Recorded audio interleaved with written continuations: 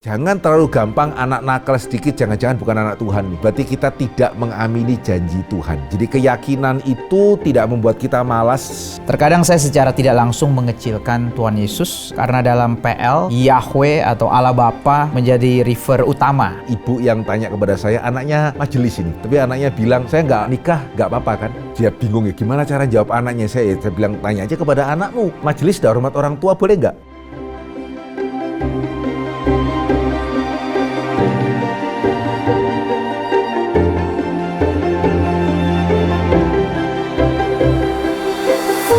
Ya, Pak Hendri, terima kasih kembali untuk kesediaannya untuk menjawab pertanyaan-pertanyaan dari pendengar kita. Dan kali ini pertanyaan yang dipilih adalah seputar Allah Tritunggal, iman, dan tentang keselamatan. Oke, baik. Yang pertama, Pak, apakah Allah Bapa yang membangkitkan Tuhan Yesus saat ia ada di alam maut? Atau apakah Yesus sendiri yang merupakan salah satu pribadi dari Tritunggal membangkitkan dirinya sendiri? Bagaimana pandangan teologi reform tentang hal ini? Kemudian, mengapa Allah Bapa tidak menjadi manusia sama seperti Yesus untuk turun ke dunia dan menyelamatkan manusia dari dosa? Ketika Yesus Kristus mati di atas kayu salib, keilahiannya meninggalkan dia, sehingga hanya natur kemanusiaannya yang mengalami kematian. Apakah pernyataan ini benar secara teologi reform? Oke, wah ini 3 pertanyaan ya. Oke, satu-satu dulu ya. Yang pertama, kalau teologi reform bagaimana kita kembali kepada Alkitab ya, dan dalam perjanjian baru, sederhananya kalau saudara coba aja mengetikkan kata membangkitkan, ya saudara akan menemukan bahwa ya Allah Bapa ya, yang secara konsisten kalau bisa dikatakan membangkitkan Kristus dari antara orang mati. Ya, jadi jawaban sederhananya ya Allah Bapa yang membangkitkan Yesus dari antara orang mati. Nah, yang kedua, kalau ditanya kok nggak Bapak sendiri nih yang turun dan yang mati untuk kita begitu. Ya, sehingga di dalam teologi reform ya kita membedakan antara relasi Tritunggal secara ontologi, istilah teologisnya ya, dengan secara ekonomi atau pengaturan kerja begitu ya. Jadi secara ontologi ya kita percaya Allah itu satu, Allah itu 3 pribadi, ketiga pribadi itu sepenuhnya Allah, setara di dalam segala sesuatunya. Nah, secara ekonomi itu mungkin terjemahan Indonesianya apa ya, pengaturan kerja gitu ya, pembagian tugas kira-kira seperti itu. Nah, di dalam hal pembagian tugas itu ada ordo. Nah, ordo ini tidak mengena dengan kesetaraan. Contoh paling sederhananya adalah pria itu kepala keluarga. Ya, pria itu imam, istri itu adalah penolong yang sepadan, tetapi itu sama sekali tidak mengindikasikan istri itu lebih inferior daripada suami, tidak mengindikasikan perempuan itu lebih rendah daripada pria. Tidak ada indikasi sama sekali di dalam hal natur. Ya, di dalam hal natur ya pria dan wanita ya manusia dalam pengertian yang sepenuh-penuhnya ya, tidak ada satu aspek pun yang membuat wanita sedikit kurang manusia dibandingkan pria. Cuman ya secara ordo ya, secara pengaturan pembagian tugas ya ada ordo. Yang kalau nggak ditaati ya sebuah keluarga akan susah berjalan secara harmonis gitu ya. Ya sehingga sama di dalam ketiga pribadi Tritunggal ada ordo, dan secara ordo ya Bapak mengutus anak. Ya bukan anak mengutus Bapak gitu ya, itu terbalik itu namanya. Demikian juga Bapak dan anak kemudian mengutus Roh Kudus. Gitu ya, Bapak mengutus Roh Kudus atas permintaan anak, bukan Roh Kudus mengutus anak atas permintaan Bapak dan seterusnya. Ya, jadi penjelasannya itu ada aspek ontologi, ada aspek pembagian tugas. Meskipun saya perlu sedikit menambahkan, jangan pernah sekali-kali kita berpikir Bapak kok enak ya. Ya, karena kalau sampai ada yang berpikir seperti itu saya heran ya. Kecuali ya, even bahkan kalau saudara bukan orang tua akan sangat heran kalau berpikir seperti itu, apalagi kalau kita orang tua ya. Akan sangat aneh kalau terpikir, oh enak kok, untung yang sakit anak saya bukan saya gitu ya. Aneh kalau kita mengatakan Bapak kok enak yang susah anak. Nah sekarang yang ketiga, ya dalam hal ini ada baiknya ya untuk, karena pertanyaan yang cukup sering muncul ya. Ya sehingga dalam hal ini Konsili Kalsedon, ya keputusan Konsili Kalsedon saya ingin mendorong pemirsa atau pendengar fokus untuk melihat keputusannya. Ya saya rasa itu adalah perumusan yang paling baik sampai hari ini, yang paling mendekati kebenaran firman Tuhan. Ya saya rasa saya mungkin nggak perlu ulangi, tapi salah satunya adalah tidak terbagi. Ya 2 natur Kristus itu tidak terbagi, tidak terpisah. Yang berarti adalah siapa yang disalib, Allah yang menjadi manusia, siapa yang bangkit, Allah yang menjadi manusia. Ya, jadi bukan kealahan meninggalkan kemanusiaan, bukan begitu ya. Tetapi Allah menjadi manusia, ya itulah yang turun ke dalam dunia, kemudian yang mati dan yang bangkit untuk keselamatan kita. Nah, sekarang pembahasannya Pak, kan memang tidak terpisah. Natur Kristus, natur ilahi dan natur manusianya. Kalau ditanya apakah Allah bisa mati misalnya? Nah itu kalau saya nggak salah saya juga pernah jawab ya. Jadi jangan bayangkan mati itu lenyap atau tidak sadar loh. Iya, itu. Iya kan? Manusia kalau pada waktu mati apakah kita lenyap? Apakah berarti kemudian Yesus ketika kemanusiaannya mati itu rohnya juga ikut mati? Ya tidak. Gitu ya. Jadi pemahaman kita akan kematian ini yang perlu lebih di-adjust ya. Dalam hal ini bukan cuma sekedar keilahian Yesus yang tidak mati, ya kemanusiaan Yesus dalam rohnya juga tidak mati loh. Jadi jangan menyamakan kematian dengan lenyap atau tidak sadar begitu ya. Jadi kematian itu berarti kita bisa Tubuhnya bilang kan? proses ya. Karena Kematian setelah itu itu kan iya. ada lanjut kan. Ya sebetulnya kematian itu kan tubuhnya. Ya, tubuhnya. Tubuhnya yang tidak berfungsi gitu ya.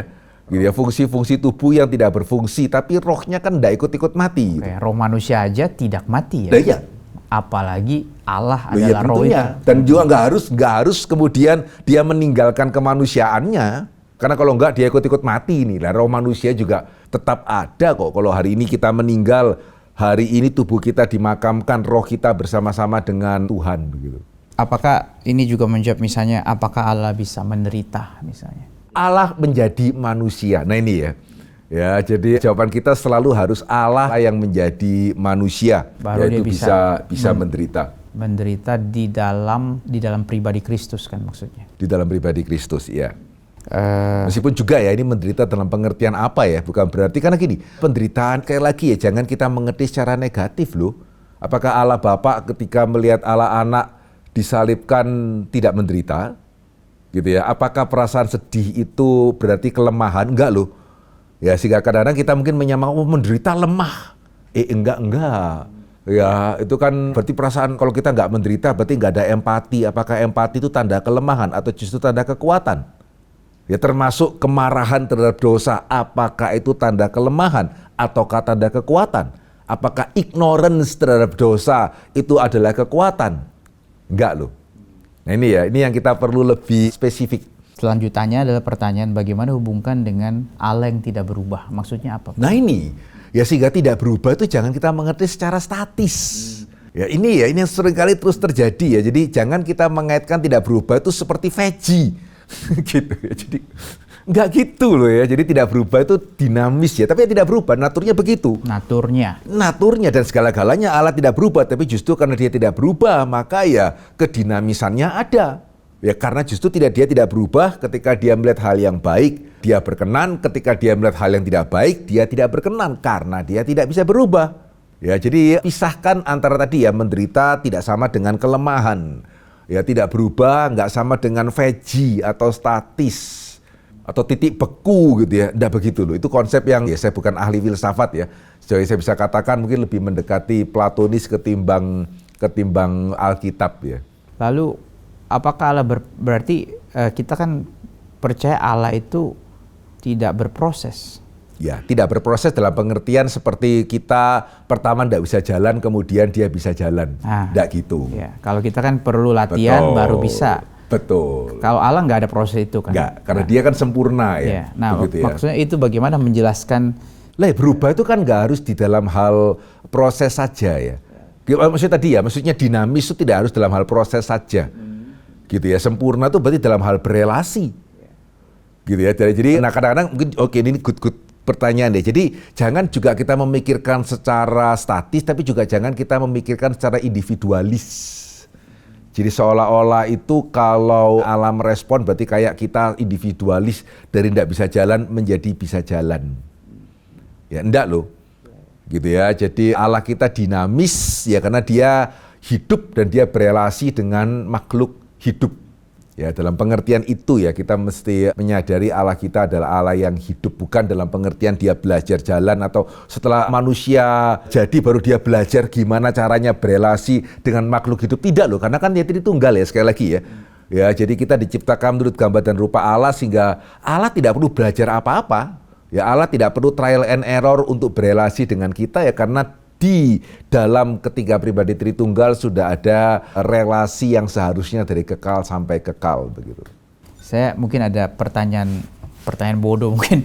Kalau kita percaya dia pribadi begitu, ya memang memang dia pribadi, kan? Dia maha dan dia adalah Allah yang kudus, yang beda dengan ciptaan begitu.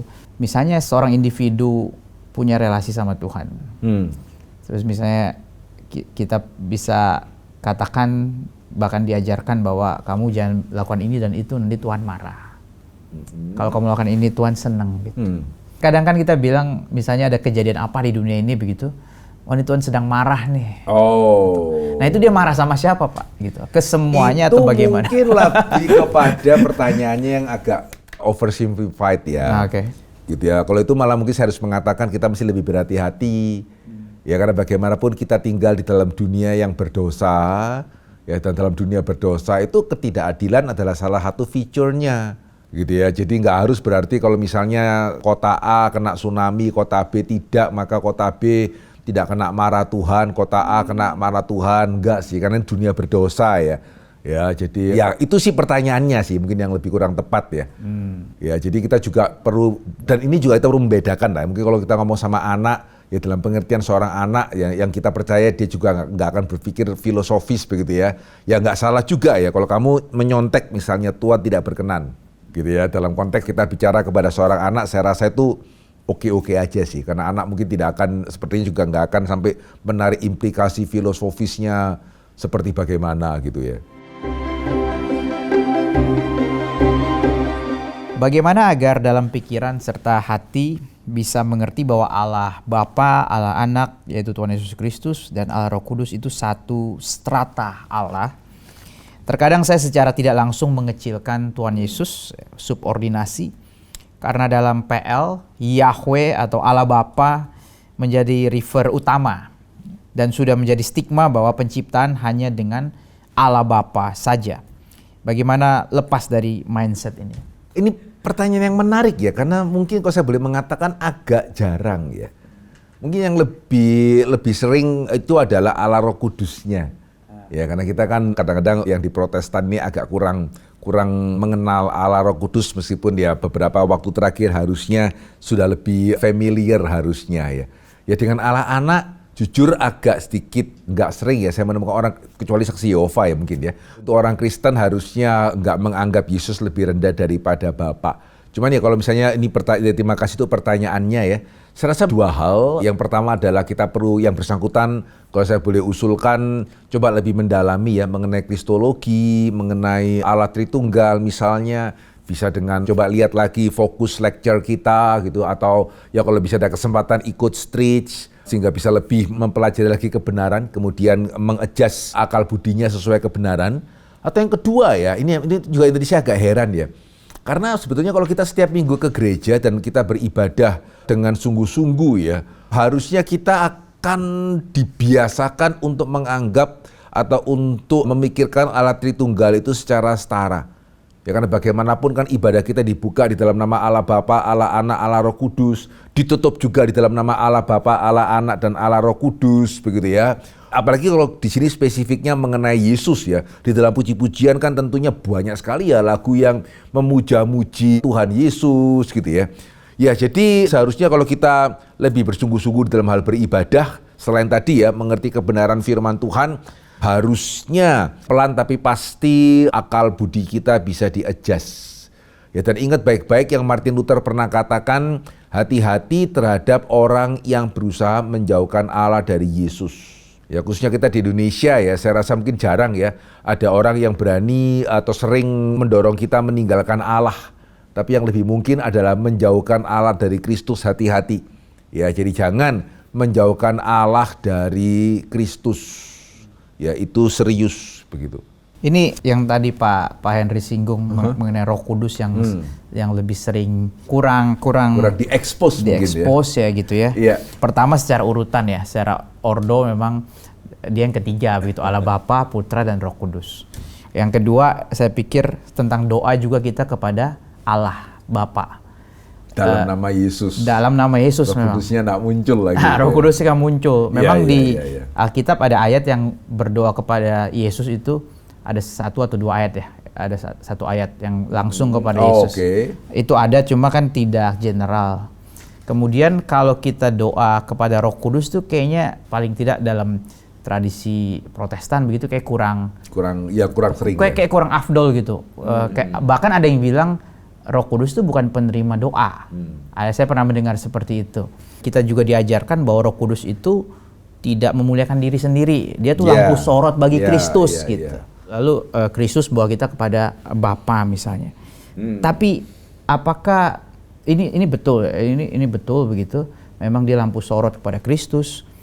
Tapi apakah ada something miss ya dari penjelasan yang sering kita dengar ini tentang Roh Kudus? Baik. Iya sih, kalau mau dikatakan something miss-nya saya rasa kita harus mengakui ya. Tidak tepat kalau kita orang Kristen itu kurang mengenal pribadi ketiga.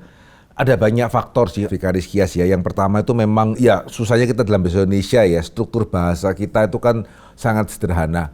Ya kalau dalam bahasa Yunani itu kan kata sandangnya sebetulnya Allah Bapa, Allah Anak, Allah Roh Kudus itu kata sandangnya satu tuh. Ya bukan the Father, the Son, the Holy Spirit misalnya begitu. Nah kita kan Indonesia ya nggak ada kemampuan untuk menunjukkan perbedaan itu ya. Jadi memang ketika kita diterjemahkan bagaimanapun juga kita tidak bisa menangkap 100% kesan yang mau dinyatakan seperti di dalam bahasa aslinya gitu ya. Dan iya loh yang kedua itu berkenaan dengan doa ya, sekali lagi tidak salah ya. Bahkan memang harusnya kita berdoa kepada Allah Bapa gitu ya. Karena sekali lagi ada ordo ya. Ya, jadi berdoa itu kepada Allah Bapa di dalam nama Allah Anak sebagai perantara dengan pertolongan Roh Kudus sebetulnya. Nggak disebut biasanya. Nah, itunya kan memang kalau kita doakan tidak perlu juga kita Roh Kudus sudah terima kasih memimpin saya berdoa gitu ya. Dalam nama Yesus itu sudah mewakili sebetulnya. Gitu ya. Jadi nggak salah juga ya kalau tadi hamba Tuhan mengatakan Allah Bapa sebagai penerima doa karena dialah sumber, sang sumber begitu. Cuman ya saya sangat mendorong ya untuk gereja-gereja, untuk orang Kristen lebih mendalami lagi mengenai ajaran Alkitab, mengenai Roh Kudus. Ya kan dalam Injil Yohanes misalnya air hidup itu Roh Kudus. Ya Yesus tidak pernah mengatakan akulah air hidup. Tidak pernah, akulah roti hidup. Gitu. Tidak pernah Yesus mengatakan akulah air hidup ya karena air hidup itu adalah Roh Kudus. Termasuk Lukas sebetulnya ya sangat menekankan kepenuhan Roh Kudus. Ya jadi kepenuhan Roh Kudus itu bukan hanya Paulus meskipun perintah eksplisitnya ya hendaklah kamu penuh Roh Kudus itu di dalam Efesus, tapi Lukas itu sangat menekankan kepenuhan Roh Kudus. Ya saya rasa sudah waktunya ya karena saya setuju ya dengan salah seorang teolog reform yang bernama G.I. Packer. Harusnya kalau yang pemirsa atau pendengar kita paham reform tidak akan asing dengan nama ini ya. Dia mengatakan bahwa sejauh mana kita dipimpin Roh Kudus itu sedikit banyak terkait bukan cuma dengan sejauh mana kita rindu memuliakan Tuhan ya, tapi juga sejauh mana kita rindu dipimpin Roh Kudus. Ya kita bersyukur ya, bukan berarti kalau pada waktu kita kurang paham maka Roh Kudus tidak mau memimpin kita gitu ya. Tetapi ya bukan berarti kemudian tidak ada bedanya sama sekali. Ya sehingga kalau boleh kembali tadi dalam hal kaitan dengan doa ya, doa kita kepada Allah Bapa. Tapi ya nggak salah dong misalnya kita berdoa, terima kasih Yesus engkau telah mati bagi saya. Demikian juga, terima kasih Roh Kudus engkau mau tinggal di dalam hati saya. It's okay loh itu. Gitu ya, karena kan nggak tepat justru kalau kita mengatakan Allah Bapa engkau mati bagi saya atau Allah Bapa engkau tinggal dalam hati saya begitu ya. Yang lebih tepat adalah ya Yesus yang mati bagi saya, Roh Kudus yang tinggal di dalam saya. Ya saya rasa kesadaran seperti ini perlu juga lebih dibiasakan di dalam kehidupan rohani orang-orang Kristen. Lalu di Paulus pernah sebutkan Yesus itu menjadi setelah dia bangkit menjadi life-giving spirit. Ya, kita kan percaya Roh Kristus itu Roh Kudus. Jadi apa maksudnya dia menjadi roh? Seperti ada tulis manusia pertama Adam menjadi makhluk yang hidup, tapi Adam yang akhir menjadi roh yang menghidupkan. Oke. Nah mungkin gini ya, yang perlu dipahami adalah kata menjadi. Ya, jadi seolah-olah itu jangan dibayangkan Yesus menjadi roh, karena kan Adam juga tidak menjadi daging ya, dari awal dia sudah seperti itu gitu. Ya, sehingga kita perlu mengerti ya ini istilahnya kalau dalam penafsiran elipsis. Jadi Paulus mengatakan satu kebenaran dengan kalimat yang lebih singkat, gitu ya, demi untuk menjaga kepararelan, tapi sebetulnya penjelasannya lebih panjang. Ya, jadi penjelasan utuhnya adalah seperti Injil Yohanes mengatakan Roh Kudus diberikan itu tidak terpisah dari karya Kristus yang mati dan bangkit. Ya, jadi memang kalau kita menjelaskan elipsis, kita perlu coba melihat kait konteksnya secara lebih luas begitu. Mengenai Kisah Para Rasul 16 ayat 31, jawab mereka, percayalah kepada Tuhan Yesus Kristus dan engkau akan selamat, engkau dan seisi rumahmu. Apa arti seisi rumahmu? Apakah ini artinya kalau seseorang percaya pada Kristus, maka seluruh keluarganya juga akan selamat? Apakah ayat ini bisa kita pandang sebagai kehendak Tuhan yang pasti terjadi? Oke, ya ini adalah salah satu dasar sih, khususnya kenapa kita di dalam teologi reform membaptiskan anak. Dan bukan cuma itu ya, yang seringkali juga saya singgung, 1 Korintus pasal 7 ayat 13, kalau ada seorang istri bersuamikan seorang yang tidak beriman, dan laki-laki itu mau hidup bersama-sama dengan dia, janganlah ia menceraikan laki-laki itu. Demikian juga kalau sebaliknya ya. Karena suami yang tidak beriman itu dikuduskan oleh istrinya, dan istri yang tidak beriman itu dikuduskan oleh suaminya. Ya karena andai kata tidak demikian, misalnya anak-anakmu adalah anak-anak cemar, tetapi sekarang mereka adalah anak-anak kudus. Bahkan meskipun kalau salah seorang dari orang tuanya itu bukan orang yang percaya kepada Yesus. Ya jadi memang kita melihat, dan sebetulnya memang ya di dalam Alkitab, kita aja hari ini yang terlalu individualis. Gitu ya, sehingga meskipun di satu sisi kita percaya Tuhan tidak punya cucu, gitu ya, tapi kalau kita nggak hati-hati juga agak bisa kurang pas ya. Jadi melihat keselamatan itu semata-mata bersifat individualis saja. Karena dari sejak awal penciptaan itu Allah menciptakan umat ya, Adam dan Hawa. Itu perintah pertamanya adalah beranak cucu menjadi umat. Ya ini sesuatu hal yang belakangan itu saya sadari sangat kurang ya. Ya sehingga saya belum pernah ketemu orang Kristen yang tanya, boleh nggak saya itu tidak menghormati orang tua? Ya saya sering mendengar, dan baru terakhir itu kemarin, benar harafiah kemarin gitu ya. Ada seorang ibu yang tanya kepada saya, anaknya majelis ini, Vikaris Kias. Tapi anaknya bilang, saya nggak nikah, nggak apa-apa kan? Ya apakah saya harus menikah? Ya terus dia bingung ya, gimana cara jawab anaknya? Saya bilang, tanya aja kepada anakmu, gitu ya. Majelis dan hormat orang tua boleh nggak? Ya, terus ibu ini nanya lagi ya, tapi anaknya mungkin majelisnya sudah belajar teologi reform itu gimana? Tapi kan nggak mempengaruhi keselamatan kan? Saya jawab lagi, loh dia keselamatan itu kan diberikan kepada orang yang bertobat dan menerima Yesus sebagai Tuhan. Nah kalau kita menerima Yesus sebagai Tuhan berarti kita apanya dong? Ya gitu. Jadi yang menarik bagi saya adalah ini majelis loh.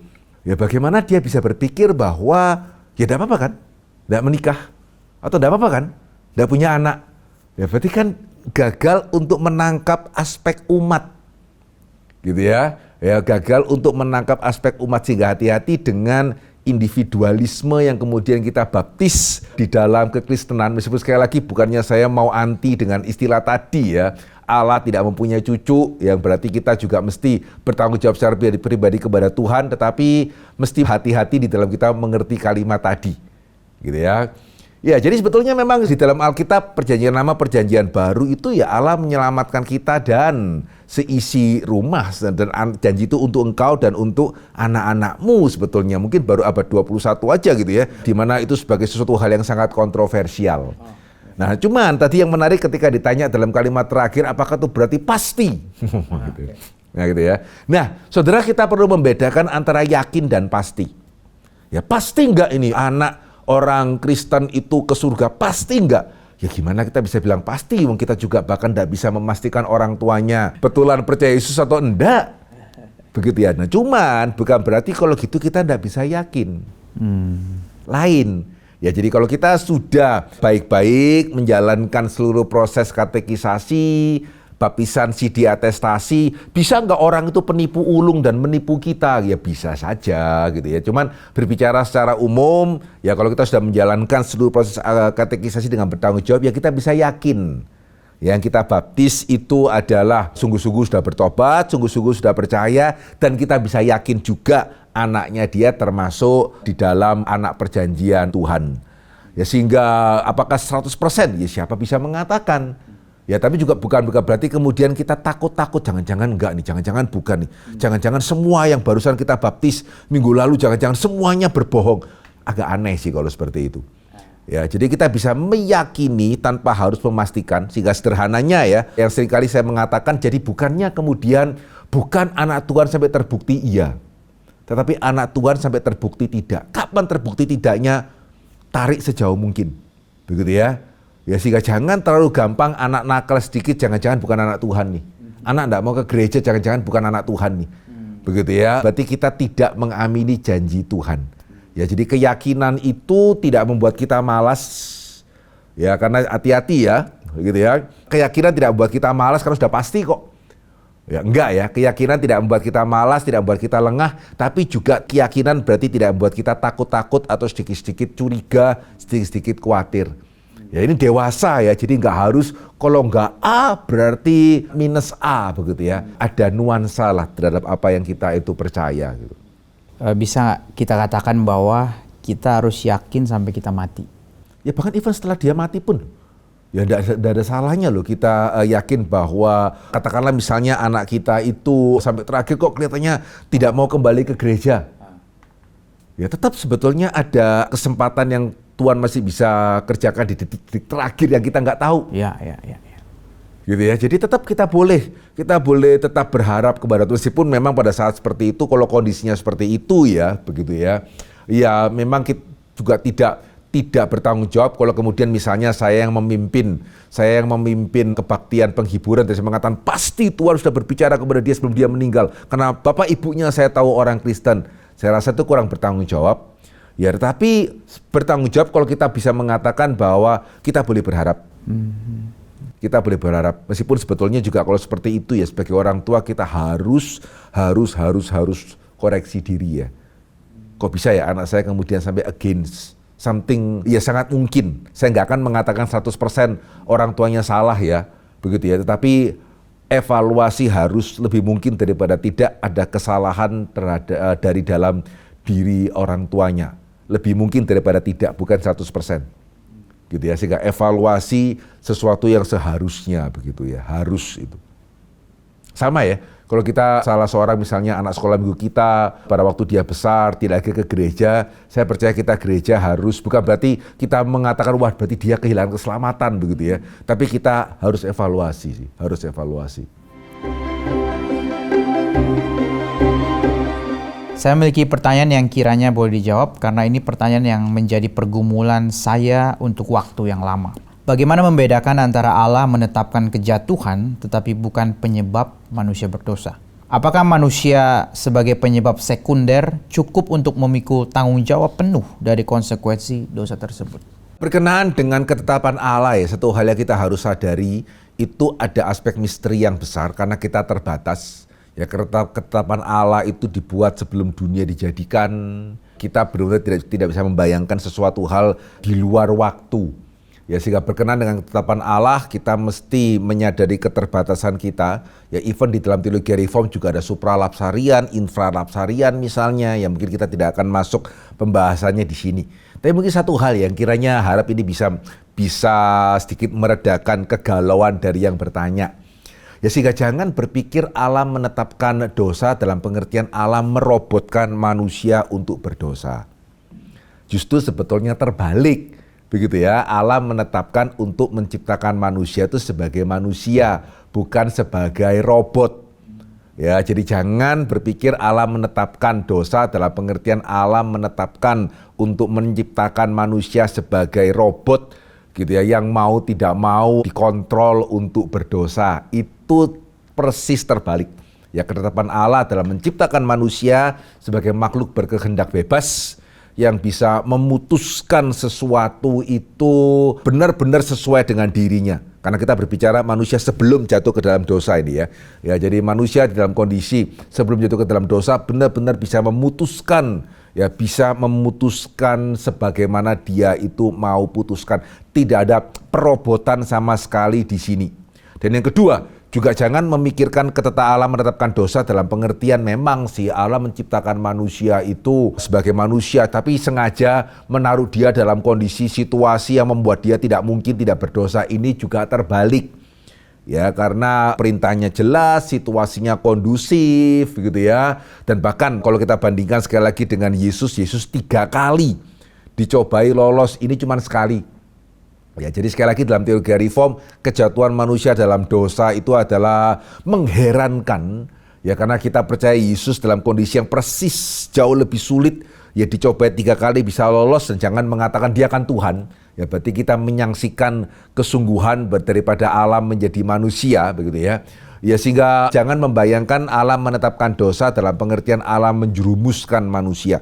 Ya, jadi Allah tidak merobotkan manusia, Allah juga tidak menjerumuskan manusia. Ya, sehingga saya rasa apakah tepat ya mengatakan bahwa manusia itu penyebab sekunder?